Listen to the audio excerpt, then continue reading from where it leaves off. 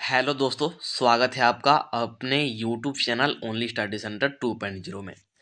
तो इस वीडियो में हम लोग क्लास 11th मैथ का मोस्ट इम्पोर्टेंट क्वेश्चन देखने वाले हैं जो कि आज आपके एग्जाम में पूछा जा सकता है।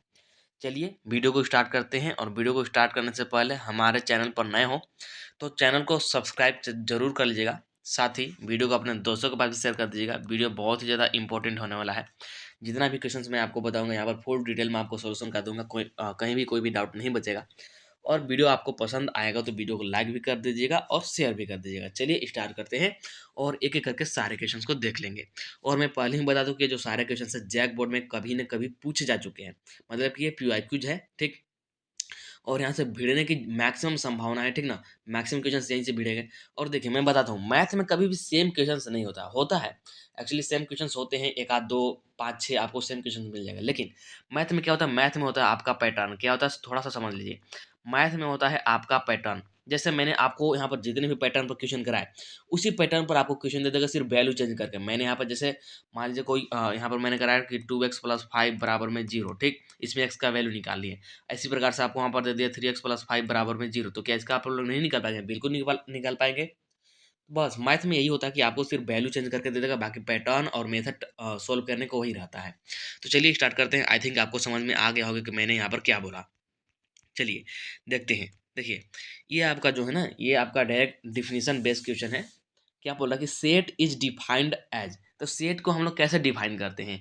तो आप लोग 11th के शुरुआत में ही पढ़ा होगा, आपका चैप्टर नंबर 1 में ही, कि well defined collection of objects को ही हम लोग सेट बोलते हैं। तो well defined collection of object यानी कि ऑप्शन नंबर यहाँ पर हो जाएगा आपका कौन सा? ऑप्शन नंबर यहाँ पर हो जाएगा आपका फर्स्ट नंबर का सेकेंड वाला करेक्ट। हिंदी में देखिए कि सेट फिर रिक्त स्थान के रूप में परिभाषित किया जाता है। तो सेट को किस रूप में परिभाषित किया जाता है? तो सेट को वस्तुओं के सुपरिभाषित संग्रह के रूप में परिभाषित किया जाता है। सेट ऐसे ही भी कोई रैंडमली नहीं होता है। सेट को परिभाषित करने के लिए क्या होना चाहिए? वस्तुओं के सुपरिभाषित संग्रह होना चाहिए, ठीक है ना। तो यही आ जाएगा कि सेट वस्तुओं के सुपरिभाषित संग्रह के रूप में परिभाषित किया जाता है। आपका यहाँ पर ऑप्शन नंबर दूसरा का हो जाएगा सही। इसके बाद देखिए सेकेंड नंबर क्वेश्चन क्या है। If the set A contains 5 element, then the number of elements in the power set of A. आपको सेट ए में बोल दिया कि 5 एलिमेंट है, तो आपको निकालना है पावर सेट ऑफ ए का। पावर सेट ऑफ ए का आपको निकालना है एलिमेंट कितना होगा। तो देखिए यहाँ पर आपको दिया गया है। तो नंबर ऑफ एलिमेंट यहाँ पर मैं अच्छे से लिखता हूँ। तो मैं लिखता हूँ number of element in set A is equal to, आपको मान लीजिए एन दिया है। मैं यहाँ पर एक आपको फॉर्मूला बता रहा हूँ, इस फॉर्मूला पर ही ये क्वेश्चन सॉल्व होगा। तो number of element in set ए, मान लीजिए आपको एन दिया है और आपको निकालना है पावर सेट। तो number of element in power set of A, ठीक है ना, पावर सेट ऑफ ए। तो ये किसके बराबर होगा? ये आपके किसके बराबर होता है? ये बराबर होता है आपके 2 के पावर n का। यानी कि जो आपको एलिमेंट दे रखा है n में, उसी को 2 के पावर में कर देंगे तो आपका निकल जाएगा पावर सेट में कितने यहाँ पर एलिमेंट है, ठीक है। तो देखिए यहाँ पर क्या आ जाएगा, यहाँ पर 2 के पावर में 5 है, तो यहाँ पर आपका अगर निकाले तो यहाँ पर आ जाएगा 2 के पावर में 5, यानी कि 2 के पावर अगर 5 करे तो ये आपका आता है 32। करके देख लीजिए आपका 32 आ जाएगा। तो ऑप्शन नंबर यहाँ पर कौन सा? ऑप्शन नंबर यहाँ पर हो जाएगा आपका फर्स्ट नंबर का। आपको कॉन्सेप्ट समझ में आया? इसके लिए एक फॉर्मूला होता है कि number of element in set A, आपको एन अगर गिवन है तो number of element in set of power, sorry, power set of A, तो ये आपका फॉर्मूला होता है 2 के पावर n। 2 के पावर n होता है। तो बस 2 के पावर n मैंने यहाँ पर लगा दिया, मतलब कि 2 के पावर 5, तो आपका 32 निकल करके आ गया। हिंदी में भी वही है। यदि समुच्चय ए में 5 अवयव है तो शक्ति समुच्चय पी ए में अवयवों की संख्या, तो वही वाला फॉर्मूला यहाँ पर भी लगेगा और वही आंसर भी यहाँ पर आएगा।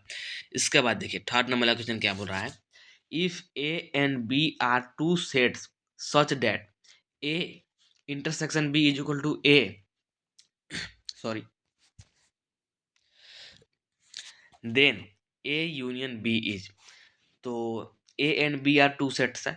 A और B आपके दो सेट है और A इंटरसेक्शन B आपको दे रखा कि A इंटरसेक्शन B है, मतलब कि A और B में कॉमन देखा जाए तो A निकल गया है। तो आपसे A यूनियन B पूछ रहा है, तो इसके लिए भी एक कॉन्सेप्ट आप लोग याद रखिए। इसके लिए भी एक कॉन्सेप्ट आप लोग याद रखिए, डायरेक्टली आपका बन जाएगा। आपका कैसे? देखिए यहाँ पर यदि ए आपका सबसेट है बी का, ए आपका सबसेट है किसका? बी का। ए बी का अगर सबसेट है तो क्या होता है? देन इसके लिए कुछ कंडीशंस होते हैं, दो कंडीशन होता है, याद रखिए कि ए इंटरसेक्शन बी बराबर होता है ए। ए इंटरसेक्शन बी बराबर होता है ए। और ए यूनियन बी बराबर होता है, ए यूनियन बी बराबर होता है बी, ठीक है, ए यूनियन बी बराबर होता है बी। तो ये कंडीशन आप याद रखेगा, यदि ए सबसेट है बी का तो then A intersection B is equal to A आएगा और A union B is equal to B आएगा। तो यहाँ पर A intersection B is equal to A है, मतलब कि ये आपका ए बी का सबसेट तो है, तो इसीलिए आपका A union B is equal to क्या आ जाएगा, बी आ जाएगा, बी आ जाएगा, ठीक है। तो यहाँ पर देखिए इसका राइट आंसर क्या आ जाएगा, इसका राइट आंसर आ जाएगा यहाँ पर ऑप्शन नंबर आपका थर्ड नंबर वाला हो जाएगा करेक्ट। हिंदी में भी वही होगा कि यदि ए तथा बी दो समुच्चय इस प्रकार है कि ए इंटरसेक्शन बी बराबर एक और सॉरी ए, तो ए यूनियन बी बराबर, तो जो कॉन्सेप्ट मैंने ऊपर बताया वही कॉन्सेप्ट यहाँ पर लगेगा और वही वाला आंसर आपका यहाँ पर आ जाएगा। इसके बाद देखिए, इसके बाद फोर्थ नंबर क्वेश्चन क्या है कि De Morgan's law A union B का होल डैश है। तो देखिए डी मॉर्गन्स लॉ आपको याद होगा आई थिंक, तो मैं बता भी देता हूँ डी मॉर्गन्स लॉ में एक दो मैं आपको बता देता हूँ। जैसे अगर ए यूनियन बी का डैश आपको दिया है, ए यूनियन बी का डैश, तो इसको कैसे, ये मतलब डी मॉर्गन्स लॉ का अकॉर्डिंग क्या होता है, ए डैश इंटरसेक्शन बी डैश, ठीक है। अगर इसको मतलब अलग अलग खोल के डैश लगाएंगे तो यहाँ पर यूनियन से इंटरसेक्शन हो जाता है, ध्यान रखिएगा। और यही आपको ऐसे दे रखा है कि ए इंटरसेक्शन बी दे रखा है और इसका होल डैश है, तो इसको भी अलग अलग कर दीजिए, तो ए डैश और यहाँ पर आपका फिर से साइन चेंज होगा और यहाँ पर आ जाएगा आपका इस बार यूनियन बी डैश, ठीक है। अगर इंटरसेक्शन है तो अलग अलग खोलने के बाद यूनियन आ जाएगा और यहाँ पर यूनियन है तो अलग अलग खोलने के बाद इंटरसेक्शन आ जाएगा, ध्यान रखिएगा, ठीक है। तो देखिए फोर्थ करेक्ट आंसर क्या जाएगा हमारे पास, तो ए यूनियन बी का होल्ड ऐसा मतलब कि अलग अलग होने पर यहाँ पर यूनियन से हो जाएगा इंटरसेक्शन, यानी कि ऑप्शन नंबर यहाँ पर हो जाएगा आपका फर्स्ट नंबर वाला करेक्ट। डी मॉर्गन्स नियम तो वही हो जाएगा आपका यहाँ पर फर्स्ट नंबर वाला करेक्ट।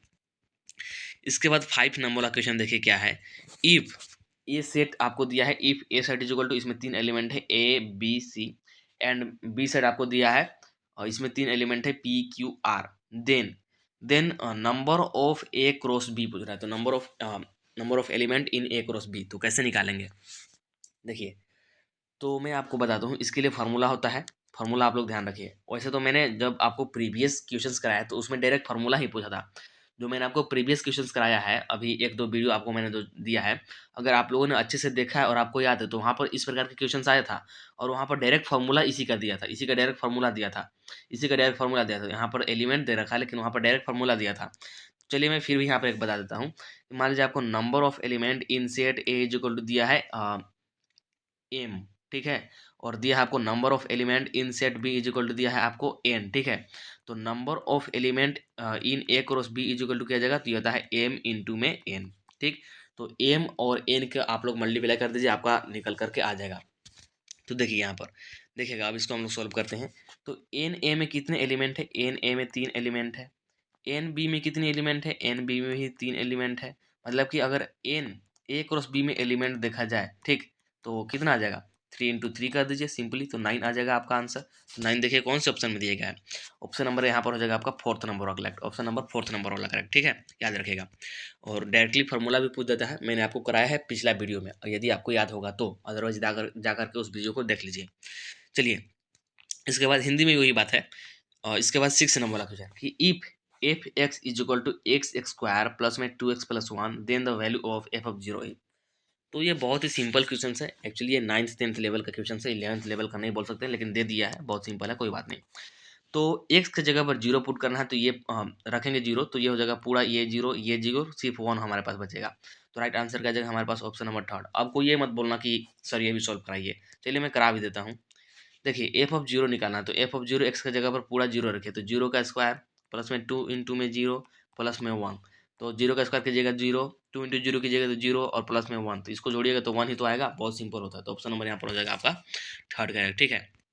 इसके बाद देखिए 7 नंबर वाला, ये भी क्वेश्चन से मैंने आपको कराया है एक बार, लेकिन फिर भी बता देता हूँ कि 1 रेडियन इज इक्वल टू पूछ रहा है, तो राइट आंसर आपके पास क्या आ जाएगा, हम लोग जानते हैं pi radian is equal to, pi radian is equal to होता है 180 डिग्री, तो 1 रेडियन इज इक्वल टू क्या आ जाएगा, तो 1 रेडियन इज इक्वल टू पाई को इधर भेज देते डिवाइड में, यानी कि 180 अपॉन में क्या आ जाएगा पाई, 180 अपॉन में पाई, कौन सा ऑप्शन हो जाएगा आपका सही। तो यहाँ पर हो जाएगा 180 अपॉन में पाई, यानी कि ऑप्शन नंबर यहाँ पर हो जाएगा कौन सा, सेकेंड नंबर वाला करेक्ट। जो मैंने अभी आपको बताया इसको याद रखेगा कि पाई रेडियन बराबर होता है 180 डिग्री। तो कभी कभी आपसे पूछ देता है 1 रेडियन का मान पूछ देता है, कभी कभी 1 डिग्री का मान पूछ देता है, तो यहाँ से आप लोग कुछ भी निकाल सकते हैं, तो इसी को याद रखिएगा, ठीक है। तो यहाँ पर आपका सेकेंड नंबर वाला करेक्ट हो जाता है।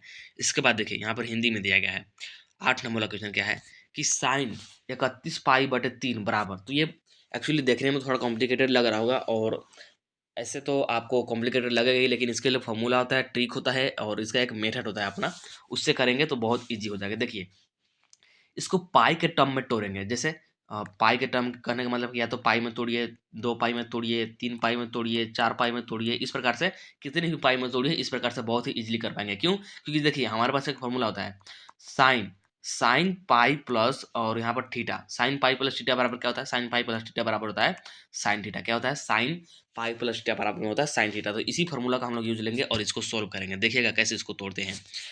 तो यहाँ पर साइन, और इसको मैं ऐसे लिख सकता हूँ क्या, 10 पाई प्लस में पाई/3 ऐसे लिख सकता हूँ। 31 पाई/3 को बिल्कुल लिख सकता हूँ। क्यों? क्योंकि यहाँ पर मल्टीप्लाई कीजिए इसको, तो 30 आएगा, 30 और ऊपर में 1 पाई, 31 पाई/3। तो इसको ही मैंने इस रूप में लिख दिया है। ठीक है, अब देखिए ये आपका साइन पाई प्लस थीटा के रूप में हो गया ना। तो ये किसके बराबर से होता है? ये आपके साइन थीटा के बराबर होता है, यानी कि साइन पाई/3 के बराबर हो जाएगा। किसके बराबर? साइन पाई/3 के बराबर हो जाएगा। साइन पाई/3 का मान कितना होता है? साइन पाई/3 मतलब साइन 60। साइन 60 का मान कितना होता है? √3/2 होता है। कितना होता है? √3/2। तो कौन सा ऑप्शन हो जाएगा आपका करेक्ट? आपका यहाँ पर ऑप्शन नंबर हो जाएगा 3rd नंबर वाला करेक्ट। कौन सा ऑप्शन नंबर हो जाएगा? 3rd नंबर वाला करेक्ट। ठीक है, इसके बाद देखिए 9 नंबर वाला क्वेश्चन। इस प्रकार का क्वेश्चन मैंने आपको कराया है कि इसको कैसे सोल्व करेंगे। तो ऐसे देख करके तो आपको कुछ समझ में नहीं आ रहा होगा, लेकिन कोस 10 डिग्री से ऊपर डिवाइड लगाइए, कोस 10 डिग्री से नीचे डिवाइड लगाइए, तो आपका पूरा tan में कन्वर्ट हो जाएगा। tan में कन्वर्ट होने के बाद आपको tan वाला फॉर्मूला लगा देना, सिंपली सोल्व हो जाएगा। ऐसा मैंने क्वेश्चंस कराया भी है। तो देखिए सबसे पहले मैं आपको फॉर्मूला बता देता हूँ। tan tan a plus B बराबर में होता है, ये किसके बराबर होता है? ये होता है आपका tan a plus tan b upon में 1 माइनस होता है आपका tan a tan b। ये फॉर्मूला होता है। ये फॉर्मूला मैंने क्यों बताया, अभी इसका यूज हम लोग करेंगे। तो देखिए कैसे करते हैं।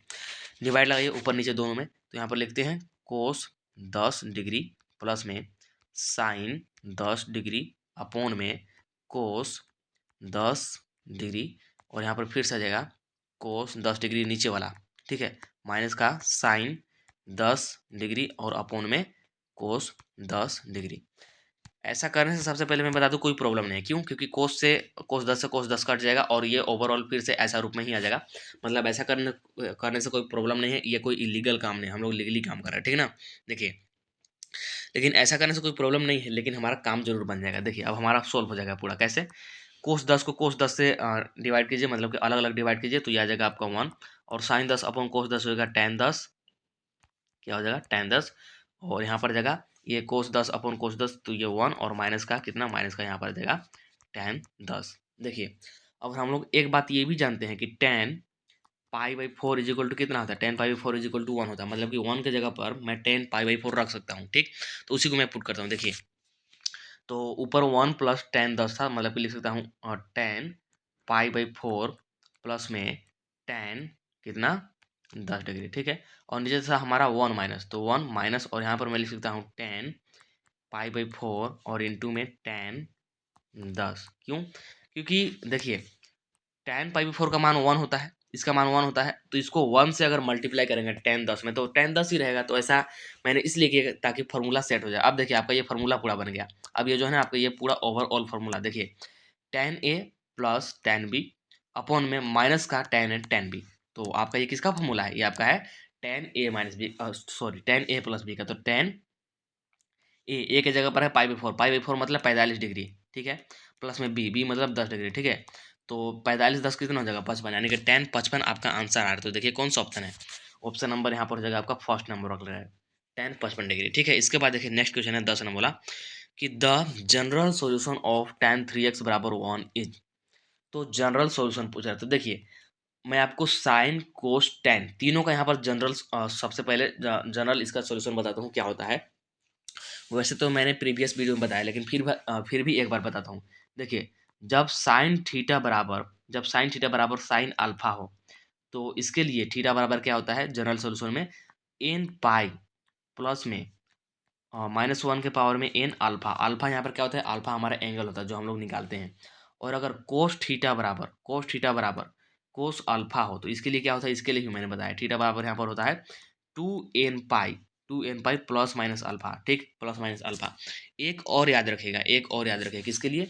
तो टेन थीटा के लिए। तो टेन थीटा बराबर अगर कहीं पर दे रखा है आपको टेन अल्फा, ठीक है, टेन थीटा बराबर कहीं पर आपको दे रखा है टेन अल्फा, तो थीटा बराबर क्या क्या यहाँ पर आ जाएगा? एन पाई प्लस में अल्फा। सिर्फ यहाँ पर प्लस में होता है, अल्फा क्या है? तो अल्फा यहाँ पर एंगल है जो हम लोग अभी यहाँ पर निकालेंगे। तो देखिए टेन थ्री एक्स बराबर यहाँ पर वन है, तो टेन थ्री एक्स बराबर मैं इसको वन को लिख सकता हूँ टेन पाई बाई फोर लिख सकता हूँ, कोई प्रॉब्लम नहीं है। क्यों? क्योंकि टेन पाई बाई फोर का मान वन ही होता है। अब देखिए टेन से टेन कैंसिल कर दीजिए, टेन से टेन कैंसिल कर दीजिए, तो आपके पास क्या बच जाएगा? थ्री एक्स बराबर यहाँ पर बच जाएगा पाई बाई फोर। और टेन के लिए अभी मैंने आपको फॉर्मूला बताया था, क्या होता है कि इसके लिए होता है मतलब कि थीटा इज इक्वल टू क्या होता है? थीटा इज इक्वल टू है होता है एन पाई प्लस एक्स, ठीक, एन पाई प्लस में एक्स। तो बस इसको कर दीजिए, तो थ्री एक्स बराबर क्या आ जाएगा? थ्री एक्स बराबर आपका आ जाएगा एन पाई और प्लस में यहाँ पर अल्फा का जगह पर आ जाएगा पाई बाई फोर। और हमको तो चाहिए एक्स का मान, तो यहाँ पर थ्री को क्या कर दीजिए? डिवाइड लगा दीजिए, थ्री को डिवाइड लगा दीजिए, मतलब ये आपका निकल कर आ जाएगा एक्स बराबर आपका आ जाएगा N pi by three plus में पाई बाई यहाँ पर आ जाएगा 12, पाई बाई 12। तो ऐसा ऑप्शन कहीं पर है क्या? एन पाई बाई थ्री और पाई बाई 12। आपका ऑप्शन नंबर यहाँ पर सेकेंड में दिख रहा होगा, ऑप्शन नंबर यहाँ पर जाएगा आपका सेकेंड नंबर करेक्ट, ठीक है। नेक्स्ट यहाँ पर हिंदी में दिया गया है। नेक्स्ट 11 नंबर वाला क्वेश्चन क्या बोल रहा है कि आयोटा का स्क्वायर प्लस आयोटा का पावर फोर बराबर। तो मैंने आपको बताया था कि तीन याद रखेगा, आयोटा का पावर स्क्वायर का, आयोटा का पावर चार का और आयोटा का पावर तीन का, ठीक है ना। तो आयोटा का पावर दो का कितना होता है? आयोटा का मतलब अगर स्क्वायर करेंगे, आयोटा का स्क्वायर करेंगे तो आयोटा का स्क्वायर किसके बराबर होता है? और मैंने बताया था, और यहाँ पर तीनों फिर से मैं बता दूं, तो देखिए तीनों को मैं फिर से बता देता हूँ। देखिए आपका यहाँ पर फिर से मैं एक बार बता देता हूँ। तो आयोटा का स्क्वायर एक हो गया, एक आपका हो गया आयोटा का पावर चार, और एक हो गया आपका आयोटा का पावर तीन। तो देखिए आयोटा का पावर तीन होता है माइनस का आयोटा के बराबर, आयोटा का स्क्वायर किसके बराबर होता है? ये होता है आपका माइनस का वन के बराबर, और आयोटा का पावर चार होता है वन के बराबर। तो बस इसी का यूज करेंगे। आयोटा का स्क्वायर किसके बराबर? माइनस वन के बराबर। आयोटा का पावर चार किसके बराबर? वन के बराबर। Minus one plus one zero, option number third correct, ठीक है। 12 नंबर बोला, देखिए क्या बोल रहा है। 12 नंबर बोला कि मोड ऑफ माइनस का रूट थ्री प्लस आयोटा। तो कैसे निकालेंगे 12 नंबर का? तो इसके लिए फॉर्मूला होता है, बहुत सिंपल है कि मान लीजिए आपको ऐसे दे रखा है ए प्लस आयोटा बी, ए प्लस आयोटा बी, और इसका मोड आपसे पूछ दिया, इसका मोड। तो क्या करेंगे? जो ये कोफिशिएंट है ना, कोफिशिएंट का अंडर रूट में स्क्वायर कर देते हैं, मतलब कि ए स्क्वायर प्लस में बी स्क्वायर कर देंगे, आपका आंसर निकल करके आ जाएगा। तो बस इसको सॉल्व कर लीजिए, क्या आ जाएगा आपके पास? अंडर रूट में कर दीजिए यहाँ पर किसका अंडर रूट में कर दीजिए, यहाँ पर हमारे माइनस तीन, माइनस तीन होगा, हाँ ले सकते हैं, माइनस तीन रूट का स्क्वायर, ठीक है। और यहाँ पर आ जाएगा आपके पास फिर प्लस वन का एक्स स्क्वायर, ठीक है, प्लस वन का यहाँ पर आ जाएगा आपके पास एक्स स्क्वायर। तो इसको करेंगे तो कितना आ जाएगा आपका? ये जाएगा अंडर रूट में, यहाँ पर आ जाएगा आपका कितना? ये जाएगा आपका तीन, और यह जाएगा आपका चार, तीन एक चार, मतलब कि रूट चार बराबर दो, यानी कि कौन सा ऑप्शन हो जाएगा आपका करेक्ट? ऑप्शन नंबर यहाँ पर हो जाएगा आपका फोर्थ नंबर वाला करेक्ट, ठीक है। इसके बाद देखिए 13 नंबर लोकेशन क्या है कि the polar form of a complex number is. तो डायरेक्ट आपसे ये पूछ दिया पोलर फॉर्म, ये डायरेक्ट फॉर्मूला होता है पोलर फॉर्म का। देखिए तो अगर कॉम्प्लेक्स नंबर का पोलर फॉर्म पूछ रहा है तो ये क्या होता है, मैं आपको बताता हूँ। तो जेड इज इक्वल टू होता है आपका R cos theta plus iota sine theta, ये होता है आपका पोलर फॉर्म कॉम्प्लेक्स नंबर का। तो जेड बराबर R cos theta plus iota sine theta, आपका ऑप्शन नंबर यहाँ पर थर्ड में दिख रहा है, ऑप्शन नंबर हो जाएगा आपका थर्ड। एक समिश्र संख्या का ध्रुवीय रूप, दो ध्रुवीय रूप यही वाला होता है। इसके बाद 14 नंबर वाला क्वेश्चन बोल रहा है solve X square plus two X plus ten is equal to zero. तो कैसे सोल्व करेंगे? देखिए डायरेक्ट हम लोग 10th क्लास से पढ़ते आए हैं, X is equal to direct हमको निकालने का फॉर्मूला होता है माइनस का B plus minus under root में बी स्क्वायर माइनस का फोर ए सी अपॉन में होता है टू ए, ये फॉर्मूला होता है, इसी का यूज करते हैं। तो माइनस का बी, बी मतलब दो, प्लस माइनस अंडर रूट में यहाँ पर किसका स्क्वायर? बी मतलब दो का स्क्वायर, मतलब क्या जाएगा चार, और फोर ए बी। तो फोर ए के जगह पर वन है और बी के जगह पर कितना है? सॉरी फोर ए सी है, यहाँ पर फोर ए सी है, सी की जगह पर कितना है? 10 है, मतलब कि हो जाएगा आपका कितना? ये हो जाएगा पूरा 40, मैं डायरेक्ट कर रहा हूँ, ठीक है ना। और अपॉन में टू ए की जगह पर वन है, मतलब कि टू इंटू में वन। आगे करेंगे तो क्या आ जाएगा आपका? एक्स इज इक्वल टू आ जाएगा आपका यहाँ पर माइनस दो प्लस माइनस अंडर रूट में चार माइनस का 40, तो माइनस का आ जाएगा 36, ठीक है। और अपॉन में यहाँ पर आएगा दो, तो ये माइनस का दो प्लस माइनस ये आ जाएगा आपका कितना 3 सॉरी 6 आयोटा, ठीक है। माइनस के लिए आयोटा और 36 के लिए 6 और अपॉन में 2। 2 यहाँ से कॉमन ले लीजिए, 2 कॉमन लीजिए तो क्या आ जाएगा आपका यहाँ पर 2 को कॉमन लीजिए तो यहाँ पर आपका बचेगा माइनस का 1 प्लस माइनस 3 आयोटा और अपॉन में 2, तो 2 से 2 कैंसिल कर दीजिए तो माइनस का 1 प्लस माइनस 3 आयोटा आपका आंसर आया। माइनस का 1 plus minus 3 iota option number यहाँ पर हो जाएगा आपका फर्स्ट नंबर वाला करेक्ट, ठीक है। इसके बाद देखिए कौन सा है 15 नंबर वाला क्वेश्चन, क्या बोल रहा है सॉल्यूशन ऑफ, ये आपको समिश्र संख्या दे रखा है, इसका सॉल्यूशन आपसे पूछ रखा है, ठीक है ना। तो बहुत सिंपल होता है, जैसे हम लोग जनरल इक्वेशन सोल्व करते हैं वैसे करेंगे, बस यहाँ पर ये एक ध्यान देने का होता है कि कभी भी माइनस से भाग या फिर माइनस से गुना करेंगे तो यहाँ पर जो ये होता है ना इसका साइन बदल जाता है।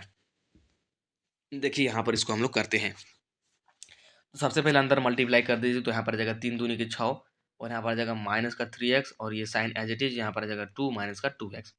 एक्स वाले को एक तरफ कर लीजिए और कांस्टेंट वाले को एक तरफ कर लीजिए।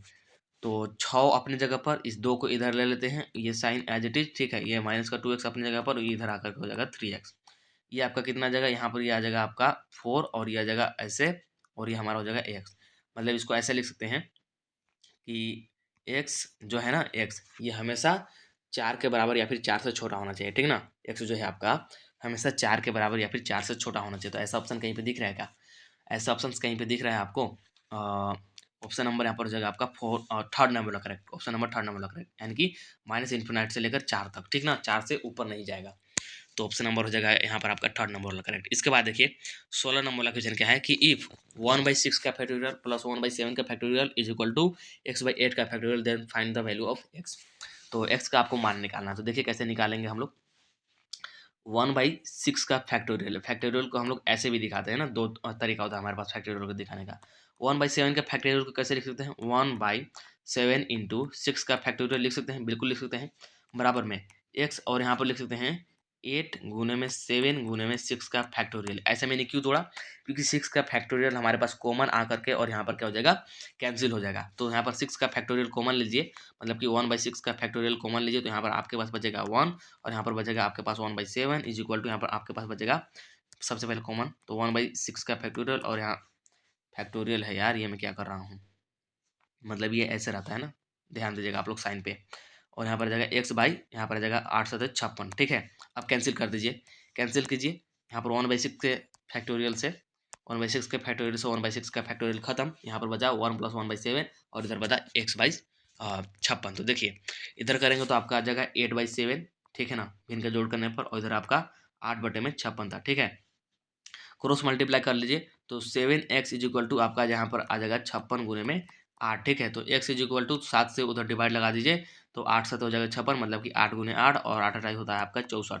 तो ऑप्शन नंबर यहाँ पर कौन सा हो जाएगा करेक्ट, ऑप्शन नंबर यहाँ पर हो जाएगा आपका फोर्थ नंबर वाला करेक्ट, ठीक है। इसके बाद आ जाते हैं नेक्स्ट क्वेश्चन पर, जो कि कौन सा है, नेक्स्ट क्वेश्चन देखिए जो कि है आपका 17 नंबर वाला, क्या है NPR is equal to, direct इसका फॉर्मूला तो मैं लिखता हूँ NPR इज इक्वल टू होता है n का फैक्टोरियल अपॉन में n माइनस r का फैक्टोरियल।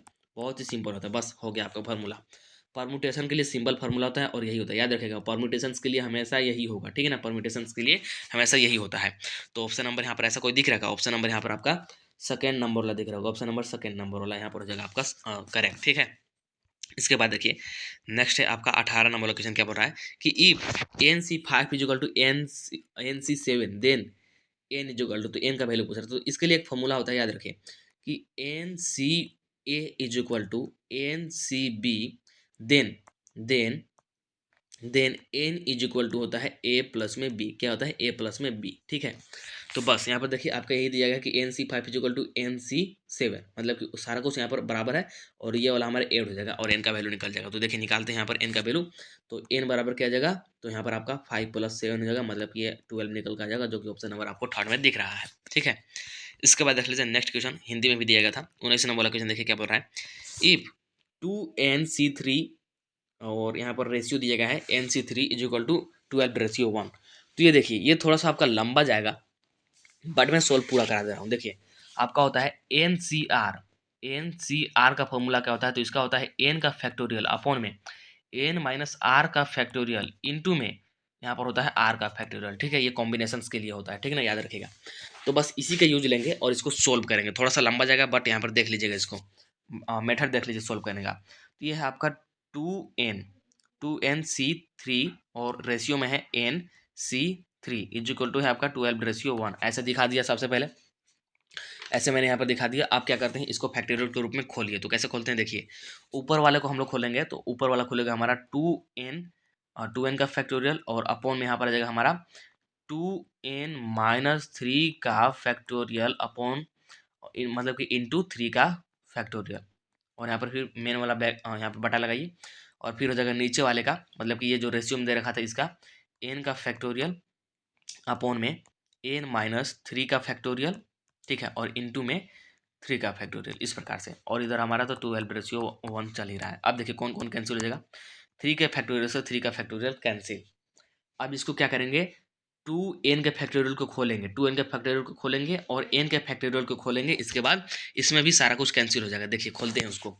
2n के फैक्टोरियल को खोलेंगे तो हमारा आ जाएगा 2n इंटू में, और डायरेक्ट में लिख देता हूँ, इंटू यहाँ पर दिखाने की जरूरत नहीं है। 2n इंटू में 2n माइनस का 1 और 2n माइनस का 2 और यहाँ पर आ जाएगा 2n माइनस का 3 का फैक्टोरियल। फैक्टोरियल मैंने यहाँ पर इसीलिए लगा दिया क्योंकि मेरे को यहीं पर रुकना था। जहाँ पर आपको रुकना है वहाँ पर फैक्टोरियल लगा दीजिए। यहाँ पर इसीलिए रुकना है क्योंकि 2n-3 का फैक्टोरियल अभी कैंसिल होगा।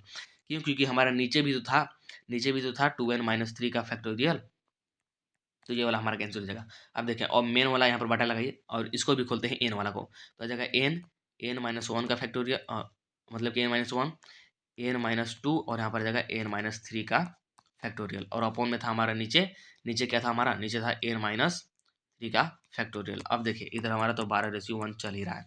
कौन कौन कैंसिल होगा देखिए आपके यहाँ पर, ये पूरा फैक्टोरियल से ये वाला पूरा फैक्टोरियल खत्म, ये वाला से ये वाला पूरा खत्म।